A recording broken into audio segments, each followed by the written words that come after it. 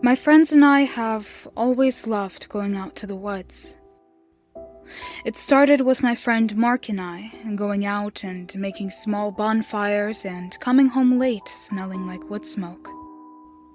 We started doing this in our freshman year of high school and just kept doing it as we got older. In that time, our other friends would start accompanying us. Before long, our weekends were spent camping out in the wooded area Mark and I had found when we were just barely teens. I had found the place originally. It was a clearing about 1.5 miles into the wooded area that we all nicknamed Mockingbird Wood.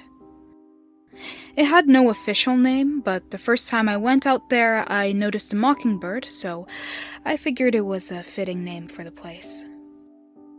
The little clearing sat circled by trees, with the trail heading in, going over a river where a mass of large stones created a natural bridge, and another trail heading out along a cliffside that followed the river. We would go out there and set up makeshift shelters, have bonfires, and even fish once or twice.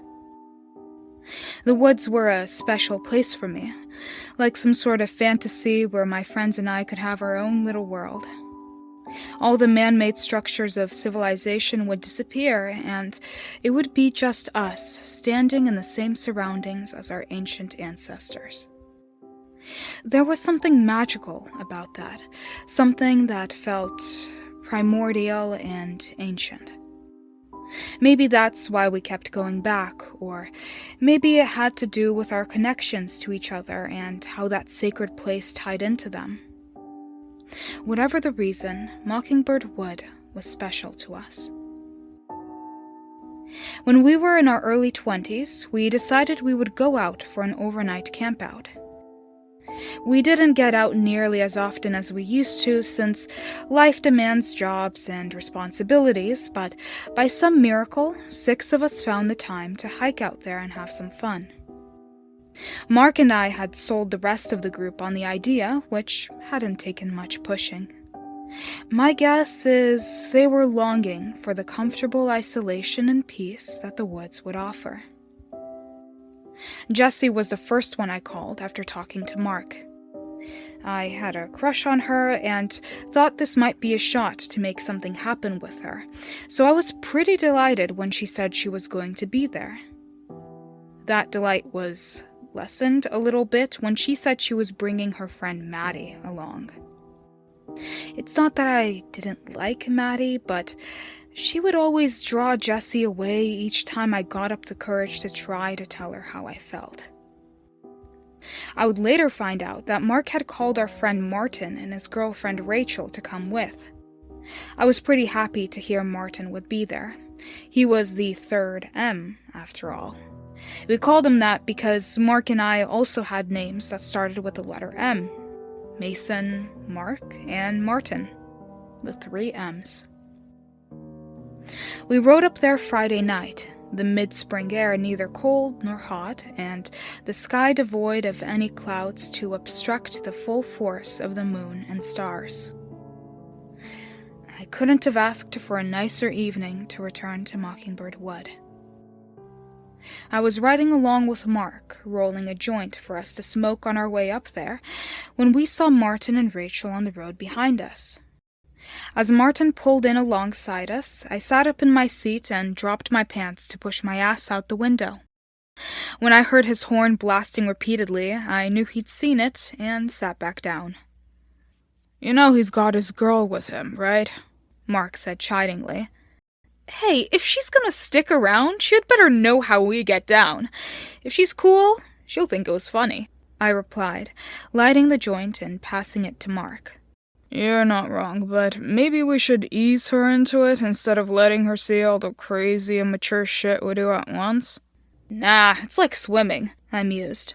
"You jump in the deep end and hope you don't drown." We were still laughing about it as we pulled up to the empty field by the road, where we all parked our cars before heading into the woods. Rachel and Maddie were already parked there, talking while Maddie smoked a cigarette and leaned against the back of her old Jeep. Jessie smiled and waved to us as we parked, her long brown hair bouncing side to side with each motion of her hand. Maddie looked the opposite of her, with her short blonde hair and lack of reaction to our arrival. We parked, and Mark popped the trunk to grab the case of cheap beer he had brought, while I grabbed the high-powered flashlight laying on the floorboards in front of me. "Cool, haha, I got a full moon tonight," said Martin, looking up at the sky. "I thought you saw a full moon earlier, numbnuts," I joked around, prompting a laugh from him and Mark. "More like a half moon. You looked like you had 2 pale pancakes where your ass should be, dude," came Rachel's voice from the other side of Martin's car as she stepped out. Martin had done well for himself with Rachel. She was a picturesque brunette with bright blue eyes and a warm smile. I held my hands out to either side and turned towards Mark. "Told you, man!" I shouted. "So, where is this place?" Maddie asked, sounding completely unamused. "Just through the woods up here," answered Mark, hefting the case of natural light beer and closing the trunk. "Follow me, I'll show you guys the way," I said, turning on the flashlight. It took about 20 minutes to make our way through the woods to our destination. We talked while we made the journey, my attention mostly on Jessie. "So, why do you call it Mockingbird Wood?" she asked me. "Well, when I first came up here, there was a mockingbird in the trees. I was whistling at it and getting it to mimic me. They're cool birds. They'll even sing at night and stuff. Anyways, it was my first time being in these woods, so I named it Mockingbird Wood because of it." She smiled at me, her eyes moving down a little and then looking back up at my face. I smiled back and opened my mouth to say something, only for Maddie to cut me off. "Are you like a bird watcher or something?" she asked in a harsh tone. "No, I just spent a lot of time outside." "Huh. Weird." I silently wished Maddie hadn't come with us and kept pushing further into the woods. After a few minutes, we came to the little river that flowed past the large rocks that we used to make our way across. I crossed first to the other bank and shone my flashlight down onto the rocks so the others could make their way across. After that, we walked uphill until we leveled out and came into the clearing where I'd played with the mockingbird all those years ago. Martin and Mark built a little fire where we always did, in a divot of bare earth that we dug out when we built the first one. I silently wondered how many fires we had burned there at this point, and sat on one of the logs we had nearby to start rolling another joint. While I did this, Rachel pulled out a little portable speaker and started playing some music, the air filling with Out of Touch by Hall & Oates. Jessie and Maddie sat a little ways away, the crack of their beer cans opening echoing in the trees. "I like your music," said Jessie in a bubbly voice to Rachel. "Thanks, I get my taste from my dad." "Can we play some rave music after this?" Maddie cut in. "Maybe," replied Rachel with an uncomfortable expression. I was more than a little relieved to realize it wasn't just me who didn't care for Maddie. "Hey, you remember when we camped up here during the snowstorm?" Martin asked me. "Hell yeah, we made that weird hut thing and packed snow around it so it looked like an igloo," I said with a grin. "Yeah, and then we hotboxed it until we couldn't breathe," Mark added, prompting us to laugh hard at the memory. "Hey, you hear that?" came Jessie's voice. "Hear what?" I queried, straining my ears. "There's a mockingbird singing," she said excitedly. Sure enough, I could hear the telltale song of a lone mockingbird looking for a mate somewhere high above us. "It's looking for a mate. They go on all night sometimes," I said, smiling at her and basking in the smile she reflected back at me. "Sounds exhausting," chimed in Maddie, on cue. I got up, pushing down the annoyance I felt. "I gotta pee real quick. I'll be right back," I said, excusing myself. I got up and walked up the trail that ran parallel to the river. Once I was sure I was far enough away, I started doing my business.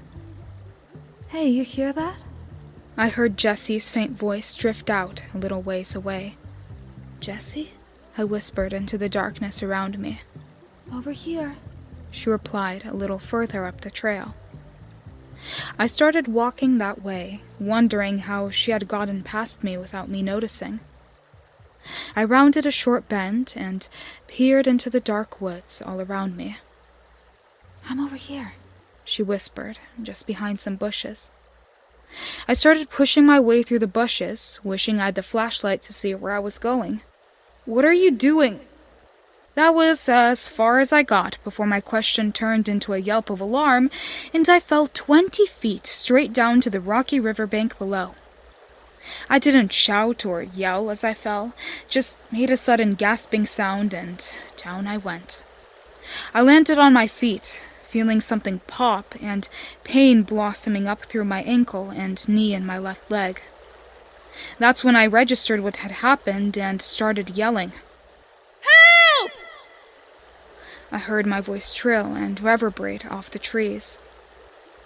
After a couple seconds, I heard the crash of footfalls through the overgrown vegetation, accompanied by Mark's voice.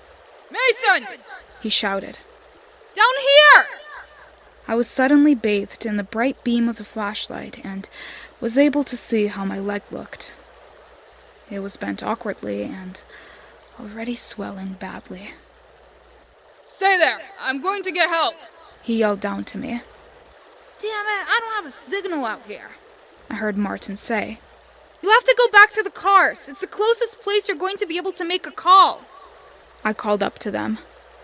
Don't worry, Mason, I'm on it. Mark reassured me. Everyone stay here with Mason. I'll be back as fast as I can with some help. At this moment, I wasn't scared or anything, just in a lot of pain. I wanted to cry from how bad it hurt, but I was too aware of Jessie somewhere nearby and didn't want her to see me like that. Someone toss me a beer! I called up to my friends on the ridge. A short second later, a beer landed in the mud next to me. I rinsed it off in the river and cracked it open, eliciting a blast of foam as I did so, and took a deep gulp of the carbonated beverage. Thank God! I thought I was going to be sober there for a moment. Crisis averted! I shouted back up the ridge, prompting laughter from everyone up there. I groaned in pain and rolled onto my back, using my good leg to push me up out of the water until my back was against a dirt wall behind me. I'd toss you a joint too, but it'd get wet, came Rachel's voice. It's okay, I'm still pretty high, I said in all seriousness. I even thought I heard Jessie out here earlier. I think I've been smoking too much as it is. You must have been stoned. I was with Maddie the whole time. Jessie laughed far above me. I sipped on my beer and tried to ignore the throbbing agony of my leg, wondering if I had broken it. I could feel the meat of it swelling so badly that it was making my pant leg tighter.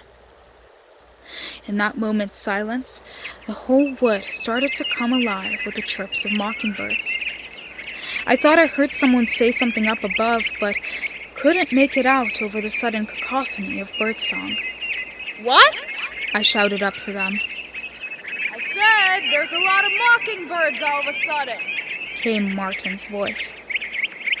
I stopped and listened as the mating calls lasted for a few minutes and died away. That was weird, I called up to them. There was no answer. Guys, you there? Yeah, we're here. Just hang in there. Mark should be back soon.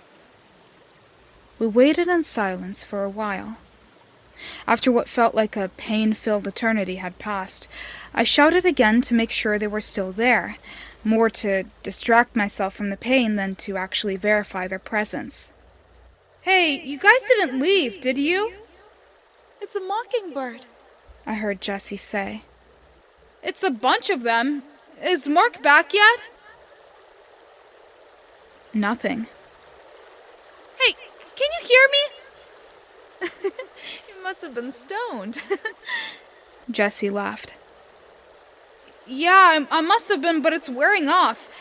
Can one of you go check to see what's taking Mark so long? Yeah, I'll be back soon, Martin answered me, his voice sounding monotone. I figured he must be worried, so I followed up with some reassurance. Don't worry, Martin. My flat ass cushioned my fall. No laughter. They must be getting worried. I pulled my jacket tighter around me as the mud leached the heat from my body. It was a mixed blessing. On the one hand, it was making me colder, but on the other, it was chilling my injured leg and surely helping with the swelling. Don't worry, Mason. Mark will be back soon, came Maddie's worried voice.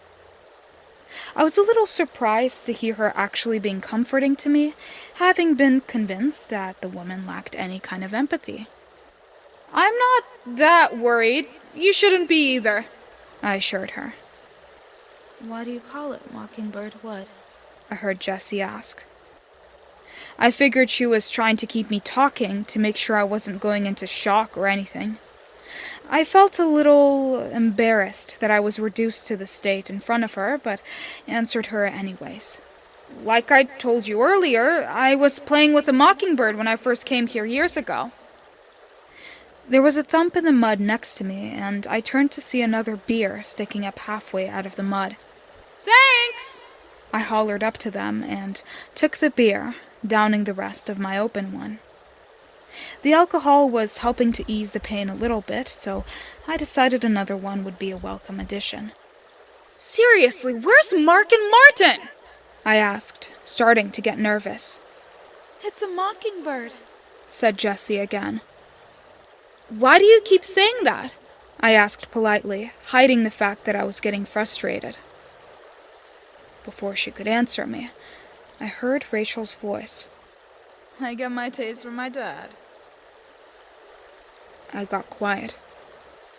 Something felt off. I shook my head, wondering if maybe I was just concussed. Guys, maybe I'm just messed up, but you're acting weird.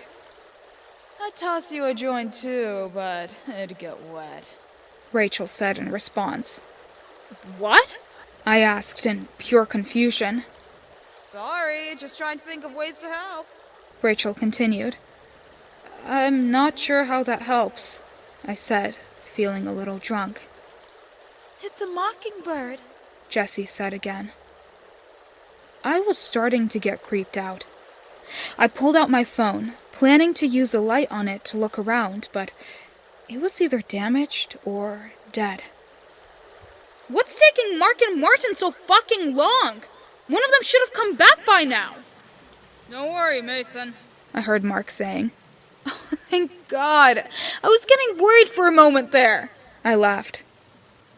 Everyone stay here. I'll be back with some help, he said. What the fuck, Mark? I thought you already went to get some help. I asked. It's a mockingbird, Jessie intoned.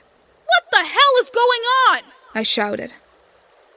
It's okay, came Maddie's voice, making my blood run ice cold. Her voice didn't come from above me. It came from the dark on the opposite riverbank. Maddie? How did you get down here? It's a mockingbird, Jessie's voice answered from the same place. I yelped in pain as I tried to scramble to my feet and failed. There was no physical way Jessie could have gotten down here that fast. Stay the fuck away from me! Don't worry, Mason, I heard Mark say. You're not Mark! I shouted at the dark patch of wood across from me. Remember that time we camped here during a snowstorm? Not Martin asked me. Yeah, hotboxed it. Not Mark added. Help! Get away from me! I shouted, throwing my half-full beer can as hard as I could in the direction of the voices. There was a thump in the mud next to me, and another beer can landed. Stop fucking with me, damn it! I screamed. It's a mockingbird, Not Jessie yelled from across the river. I tried to stand again, my feet trying to function and only succeeding in pushing myself halfway up the dirt wall at my back and then sliding back down. The trees above me broke out in the cacophony of mockingbird mating calls again, drowning out every other noise around me. I saw some movement in the shadows across the river and hurled the still unopened can of beer in that direction, hearing it make a heavy clang as it made contact with something.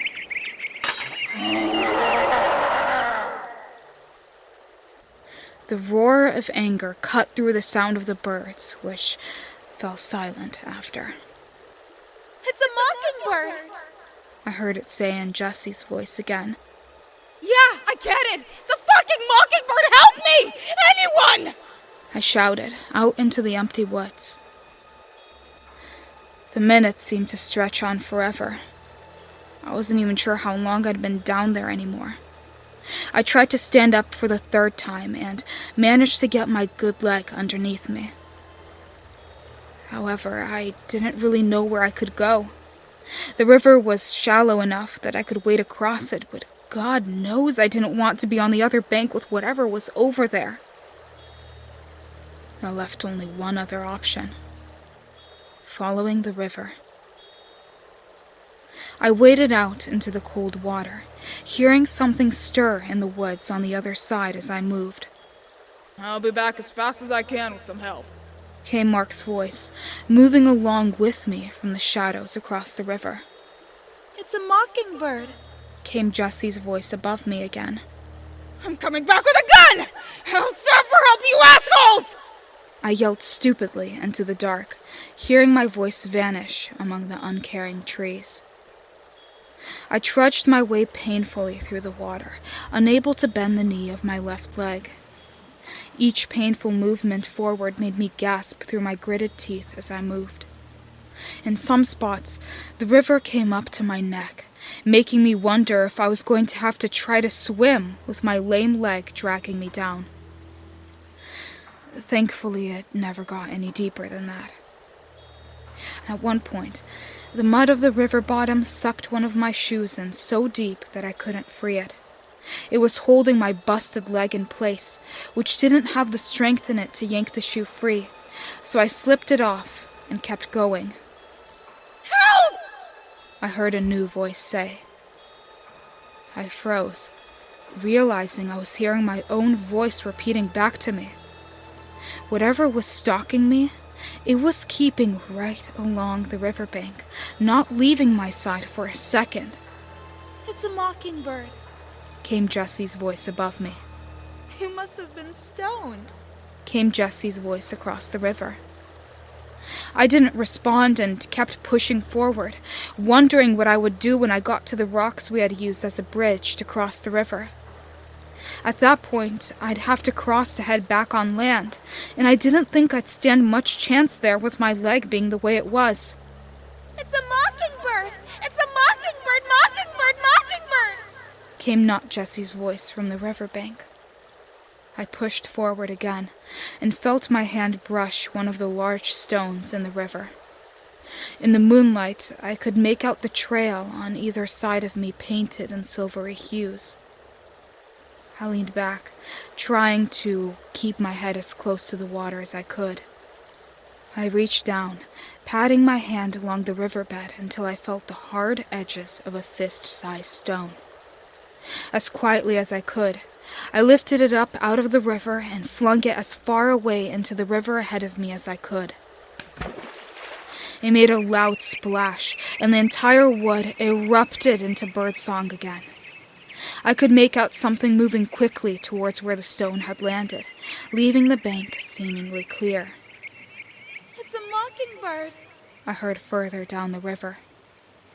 Realizing I wasn't going to get a better shot, I lifted myself from the water as quietly as I could and started limping towards the entrance of the woods.